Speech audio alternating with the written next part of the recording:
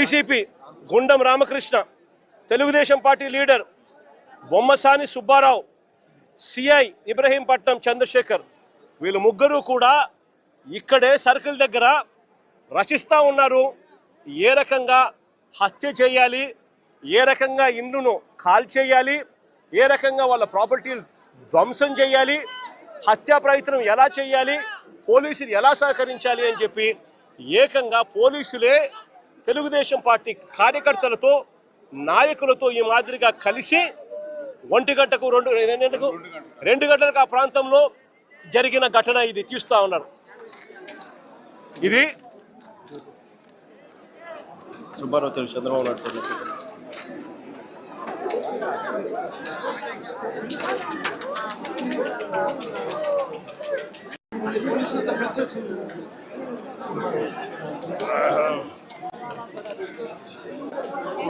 Confuse అవుతున్నావు, నన్ను confuse చేస్తాను. ఇదే సుబ్బారావు, చంద్రబాబు నాయుడు గారు కొడుకు లోకేష్. ఈ మాదిరిగా కాన్స్పిరసీ రచించి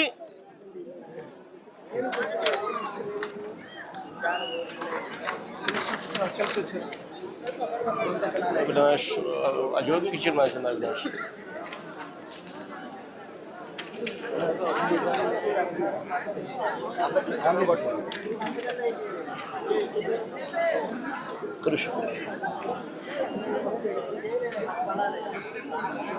ఈ మాదిరిగా కాన్స్పిరసీ రచించి 5 గంటలకు ఆ ప్రాంతంలో ఏకంగా తెలుగుదేశం పార్టీ నాయకులను కూడా, వీడియో ఫుటింగ్ కూడా ఉంది, తెలుగుదేశం పార్టీ నాయకులు పోలీసులను కూడా వెంటబుచ్చుకొని ఏ రకంగా అందరూ కలిసికట్టుగా ఇక్కడికి వచ్చినారు అనేది వీడియో క్లిప్పింగ్ కూడా ఉంది మన దగ్గర.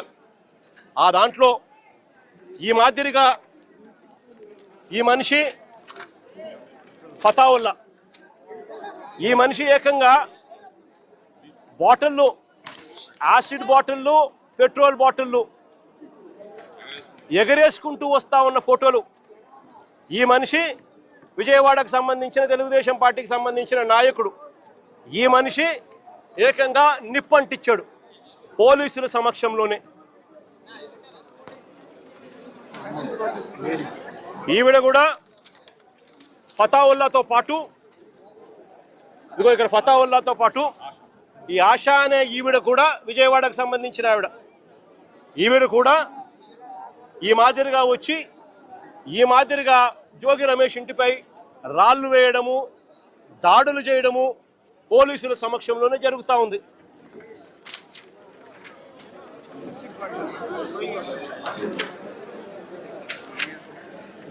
ఇదిగో ఫతావుల్లా విసిరేస్తా ఉన్న బాటలు.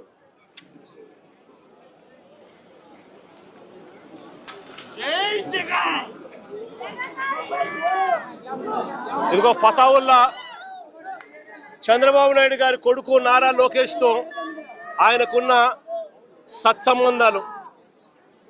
ఇదిగో ఆయనకున్న సత్సంబంధాలు. ఇదిగో ఆశ వాళ్ళ అమ్మాయి పెళ్లికి కూడా చంద్రబాబు నాయుడు వచ్చిన ఫోటోలు.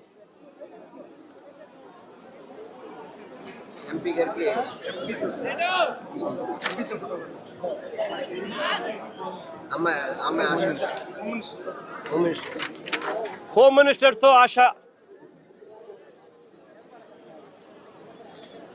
ఏదైనా చూసుకోండి. ఇదిగో ఆశా విత్ లోకేష్. ఫతావలీ హోమ్ మినిస్టర్తో. ఇదొకసారి గమనించమని అడుగుతా ఉన్నా. ఇదొకసారి నేను ప్లే చేస్తా, కనబడతా ఉందా? సుబ్బారావు డీసీపీ, పక్కన సిఐ మంతనాలు జరుపుతా ఉన్నారు. ప్లే చేయమని జోగి ఒకసారి నాకు.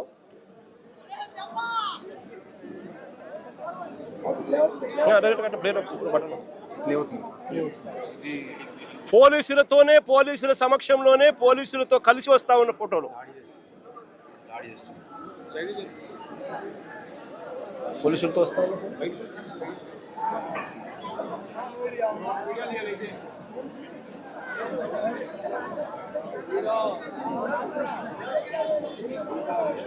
కొత్త ఊళ్ళో వస్తుంది బాటిల్ పట్టు బాటలు ఎగరేసుకుంటూ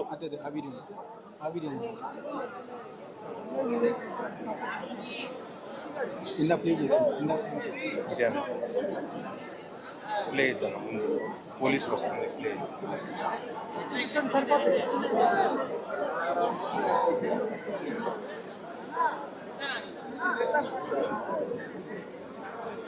పోలీసులతో కలిసి ప్రయాణం చేసి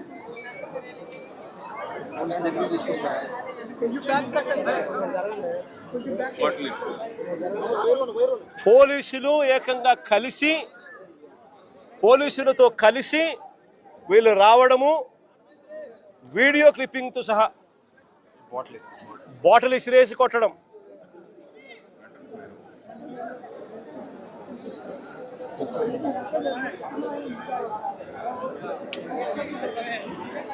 ఇప్పుడు ఫైర్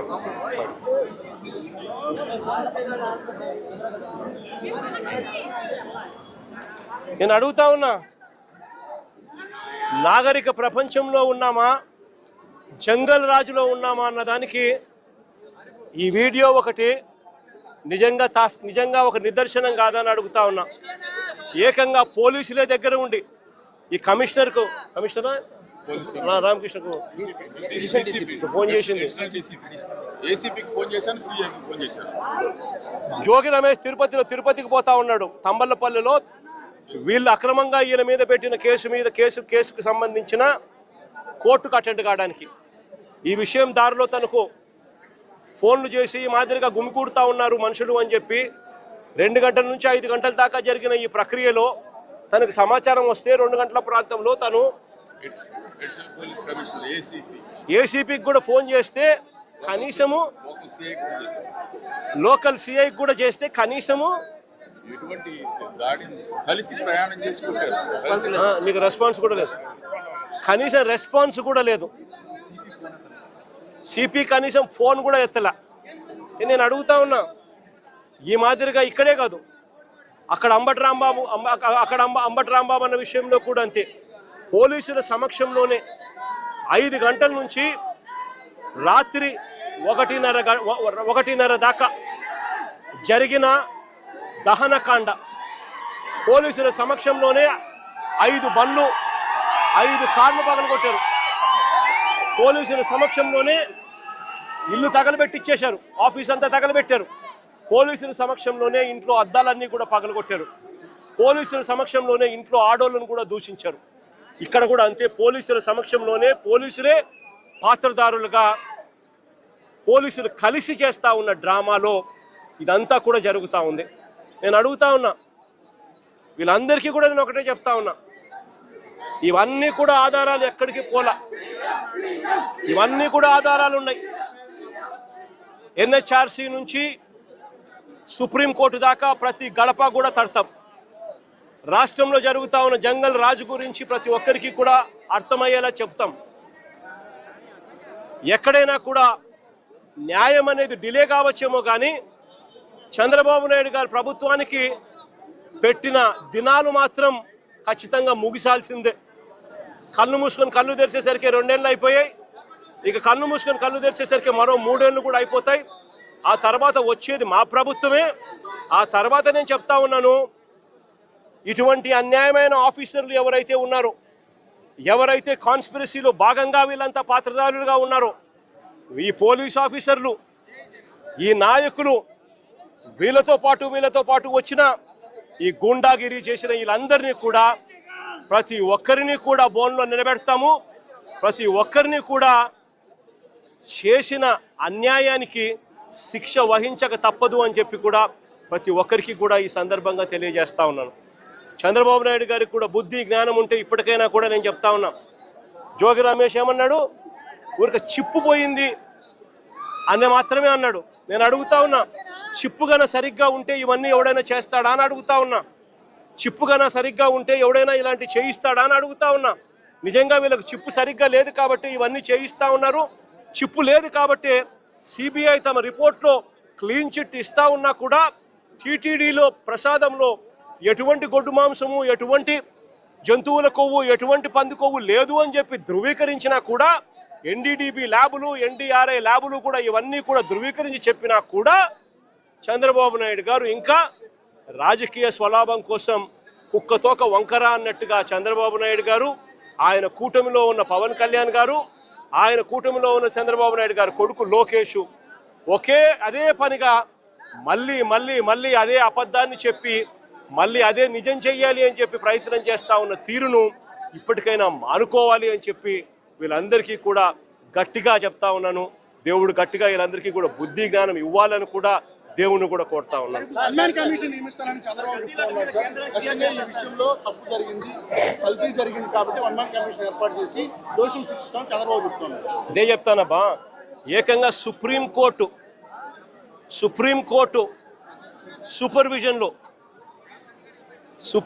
సూపర్విజన్లో సిబిఐ పనిచేసింది. సిబిఐ అంతటి సిబిఐ రాలే దీంట్లోకి. జరుగుతూ ఉన్న అన్యాయం మీద, చంద్రబాబు నాయుడు గారి వక్రబుద్ధి మీద, చంద్రబాబు నాయుడు గారు చేస్తూ ఉన్న అబద్ధాల మీద వైవి సుబ్బారెడ్డి గారు సుప్రీంకోర్టు గడప దొక్కారు. సుప్రీంకోర్టు ఇంటర్ఫియర్ అయ్యి పార్షియాలిటీ లేని ఎంక్వైరీ జరగాలి అని సుప్రీంకోర్టు సిబిఐని దించింది రంగంలోకి. ఆ సిట్లో కూడా సిబిఐకి సంబంధించిన ఇద్దరు అధికారులు ఎవరైతే సిబిఐ నేతృత్వంలో జరుగుతుంది, సుప్రీంకోర్టు సూపర్విజన్లో జరుగుతుంది. సుప్రీంకోర్టు సూపర్విజన్లో సిబిఐ ఫైల్ చేసిన ఈ ఛార్జ్ షీటు ఎవరికి కూడా దీన్ని తప్పుపట్టే అవకాశం కానీ తప్పుపట్టే పరిస్థితి కానీ ఎవరికీ లేదు. సుప్రీంకోర్టు కన్నా ఈ చంద్రబాబు నాయుడు గారి పదవి పెద్ద ఎక్కువ గొప్పది కాదు. సుప్రీంకోర్టు సూపర్విజన్లో చేసిన CBI charge sheet will prevail. ఈయన వేసుకుంటా ఉన్న వన్ మ్యాన్ కమిషను ఈయన స్వార్థం కోసం, ఈయన సాటిస్ఫాక్షన్ కోసం వాళ్ళు ఏ విధంగా కూడా నిజాలు చెప్పినా కూడా ఆ నిజాలు తప్పు అని చెప్పి ఏకంగా ఈయన వేసుకున్న మనిషితో దాని అబద్ధం, ఆయన చెప్పి అబద్ధాన్ని నిజమని చెప్పి చూపించే ప్రయత్నమే చేస్తాడు తప్ప దానికి ఎటువంటి శాంక్టిటీ ఉండదు, ఎటువంటి విలువ ఉండదు. చంద్రబాబు నాయుడు గారు ఎన్ని చేసే కొద్దీ ప్రజల్లోనూ ఇంకా చులకనవుతూ పోతాడు అన్నది చంద్రబాబు నాయుడు ఖచ్చితంగా గుర్తుపెట్టుకోవాలి. చంద్రబాబు నాయుడు గారిని అడుగుతా ఉన్నా, అయ్యా నీకు అనుకూలంగా నీ ప్రభుత్వంలో నువ్వు సేకరించిన శాంపుళ్ళు, నువ్వు ఎన్డీఏలో భాగంగా ఉన్న సిబిఐ వచ్చి ఎంక్వైరీ చేస్తూ ఉంటే ఆ రిపోర్టే నీకు అనుకూలంగా నీకు రానప్పుడు నువ్వు ఏ రకంగా నువ్వు చేసినది కరెక్ట్ అవుతుంది అని చెప్పి నేను చెప్తా ఉన్నా. ఆ రిపోర్టే నీకు అనుకూలంగా రాలేదు కాబట్టి నువ్వు చేస్తూ ఉన్నది ఏంది, మళ్ళీ నీకు అనుకూలంగా రిపోర్ట్ వచ్చేదాకా మళ్ళీ నువ్వు వక్ర భాష్యం చెబుతూ మళ్ళీ నీకు నచ్చిన వ్యక్తిని మళ్ళీ వేసుకొని దాంట్లో నుంచి మళ్ళీ ఎంక్వైరీ చేయాలని ప్రయత్నం చేస్తూ ఉన్నాం. నేను 2-3 క్వశ్చన్ సింపుల్గా అడుగుతా ఉన్నా. అయ్యా ఇదే సింఘాల్ అనే ఈఓ ఎవరు అని అడుగుతా ఉన్నా. ఇదే అనిల్ సింఘాల్ అనే ఈఓ చంద్రబాబు నాయుడు గారు ముఖ్యమంత్రిగా ఉన్నప్పుడే టీటీడీ ఈఓగా పనిచేశాడు, ఈఓగా ఉన్నాడు. మా ప్రభుత్వం అధికారంలోకి వచ్చిన తర్వాత మేము ఆయన కొనసాగించాం. మా ప్రభుత్వ హయాంలో మేము తప్పు చేసినాము అని చెప్పి చంద్రబాబు నాయుడు గారు అనుకునింటే అది వాస్తవం అని చెప్పి ఆయన నిజంగా కూడా చిత్తశుద్ధితో నమ్మి ఉంటే ఇదే అనిల్ సింఘాల్ను మళ్ళీ చంద్రబాబు నాయుడు గారు ముఖ్యమంత్రి అయిన తర్వాత మళ్ళీ ఈఓగా ఎందుకు తెచ్చినాడు అని అడుగుతా ఉన్నా. దాని అర్థం ఏమిటి? ఆయన చేసే ఆరోపణలలో చిత్తశుద్ధి లేదని చెప్పడానికి ఇది నిదర్శనం కాదా అని అడుగుతా ఉన్నా. ఇంకొకటి కూడా అడుగుతా ఉన్నా. శ్యామల్ రావు అనే వ్యక్తి ఈఓగా చంద్రబాబు నాయుడు గారు ఇమీడియట్లీ ముఖ్యమంత్రి అవుతానే టీటీడీ ప్రక్షాళన చేయాలని చెప్పి తీసుకొచ్చాను అని చెప్పి ఆయన చెప్పుకున్నాడు. మళ్ళీ అదే శ్యామల్ రావును చంద్రబాబు నాయుడు ఎందుకు తీసినాడు అని అడుగుతా ఉన్నా. టీటీడీ ప్రక్షాళన కాకమునిపే అయ్యిందా అని అడుగుతా ఉన్నా. మరి ఎందుకు చంద్రబాబు నాయుడు శ్యామల్ రావును తీసేసినాడు అని చెప్పి అడుగుతా ఉన్నా. ఇదే చంద్రబాబు నాయుడు గారు ముఖ్యమంత్రిగా ఉండగానే, ఇదే శ్యామల్ రావు ఈఓగా ఉండగానే ఈ ట్యాంకర్లన్నీ కూడా పోవడము, టీటీడీ రిజెక్ట్ కావడము, రిజెక్ట్ అయిన ఈ ట్యాంకర్లు మళ్ళీ తిరిగి టీటీడీలోకి వచ్చినాయని చెప్పి సిబిఐ వాళ్ళు చెప్తా ఉన్న నేపథ్యంలో చంద్రబాబు నాయుడు గారి ప్రభుత్వానికి ఇది మచ్చ కాదా అని అడుగుతా ఉన్నా. రాజకీయాలు చేస్తూ ఉన్న చంద్రబాబు నాయుడు దీనికి సమాధానం చెప్పాల్సిన అవసరం ఉందా లేదా అని అడుగుతా ఉన్నా. పాపం చేసింది ఎవరు అని చెప్పి కూడా ఈ సందర్భంగా మరొకసారి కూడా ప్రశ్నిస్తూ బుద్ధి జ్ఞానం చంద్రబాబు నాయుడుకి రావాలని చెప్పి మరొకసారి కోరుతూ సెలవు తీసుకుంటాం.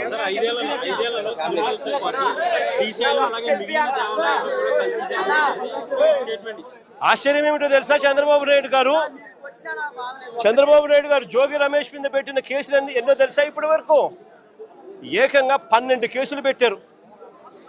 కల్తీ లిక్కర్ ఫ్యాక్టరీని చంద్రబాబు నాయుడు గారు తంబలపల్లిలో ఆయన గెలిచిన క్యాండిడేట్, ఆయన పార్టీ తరఫున కంటెస్ట్ చేసిన క్యాండిడేట్ ఎవడైతే పోటీ చేశాడో ఆ క్యాండిడేట్ కల్తీ లిక్కర్ ఫ్యాక్టరీ పెడితే అది ఎక్సైజ్ డిపార్ట్మెంట్కు ఆయనకు మధ్య లావాదేవీలు కుదరక బయటపడితే ఆ కల్తీ ఫ్యాక్టరీ కేసులో ఆ జయచంద్రారెడ్డిని బుక్ చేసి చంద్రబాబు నాయుడు గారు లెంపలేసుకోవాల్సింది పోయి అది జరగగా జోగి రమేష్ను ఆ కేసులో కూడా తీసుకొచ్చాడు. అసలు చంద్రబాబు నాయుడు గారు రాక్షస యుగంలో, రాక్షస రాజ్యంలో జోగి రమేష్ లాంటోడు కల్తీ లిక్కర్ చేయగలుగుతాడా? దాన్ని మళ్ళా డిస్ట్రిబ్యూషన్ చేసేది ఎక్కడ? చంద్రబాబు నాయుడు గారికి సంబంధించిన ఆయన మనుషులతో నడిచే బెల్ట్ షాపుల ద్వారా దాన్ని అమ్మాల. అంటే ఆ డిస్ట్రిబ్యూషన్ జోగి రమేష్ పోగలుగుతాడా? ఎంత అన్యాయమైన కేసులు పెడతా ఉన్నారని చెప్పడానికి నిదర్శనం ఇది. 12 కేసులు పెట్టారు, చివరికి 83 రోజులు జైల్లో కూడా పెట్టారు. ఇంతకన్నా అన్యాయం ఎక్కడా ఉండదు. చివరికి జోగి రమేష్ కొడుకు చిన్నపిల్లోడని కూడా చూడకుండా ఈ పిల్లోడు యాక్టివ్గా వాళ్ళ నాయన జైల్లో ఉన్నప్పుడు ఈ పిల్లోడు యాక్టివ్ అవుతున్నాడు అని చెప్పి ఈ పిల్లోడి మీద 7 కేసులు పెట్టారు. జోగి రమేష్ భార్య మీద 1 కేసు పెట్టారు. వీళ్ళే పోలీసులే దౌర్జన్యం చేసి